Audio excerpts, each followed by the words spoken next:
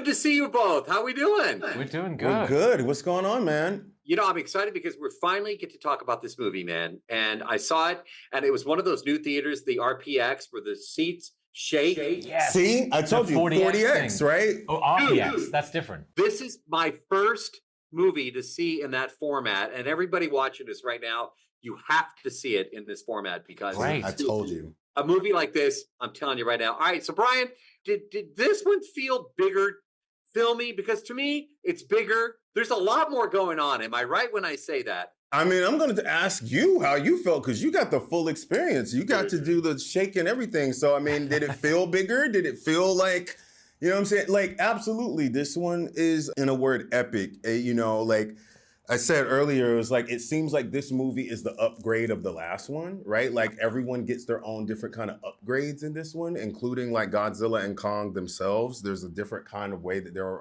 roaming the earth and destroying it.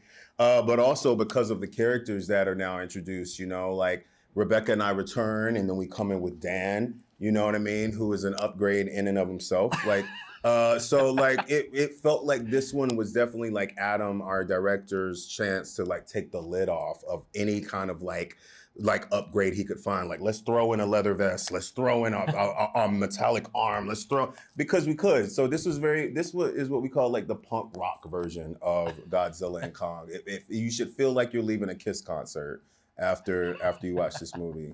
Dude, epic answer. Punk rock version. You know, this is what happens when you get a successful franchise. You get more money, you get to do things like that, and you get to bring in a guy like Dan. Dan, when you joined this franchise, did it live up to every expectation you would want from a Godzilla Kong movie? Absolutely. It was one big adventure from start to finish. And, you know, I was a huge fan of the previous movie. No inkling that I was going to be involved. Just loved it. Loved Brian's character. I've known Rebecca for years. We go way back. It was a great fun role to sort of join the team with. You know, Trapper he's fun, he's silly, he's very sweet and optimistic and full of awe with the natural world. He's a great foil to someone like Bernie, who's like a little more terrified of going to Hollow Earth and of, you know, sort of freaky things that we encounter. And I'm just it's a bit more level. And so we kind of... It mirrored our relationship in a very, in a way that I'm not proud.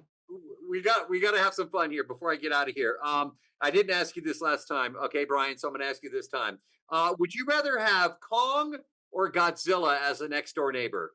Well, Kong is my emergency contact as it stands now. So, I mean, it would be terrible if he wasn't my neighbor at the same time.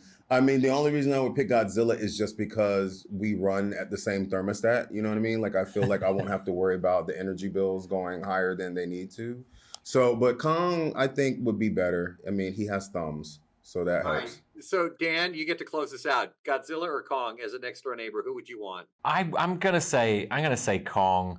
I think he's more protective. Godzilla would make a mess. I think he would bring property prices down somehow. But I also feel like Kong is just irresponsible with like boundaries. You know what I'm saying? Like, I don't feel like Kong is like going to care about if that's your dish in the fridge with your name on it. You know what I'm saying? Like, that's what.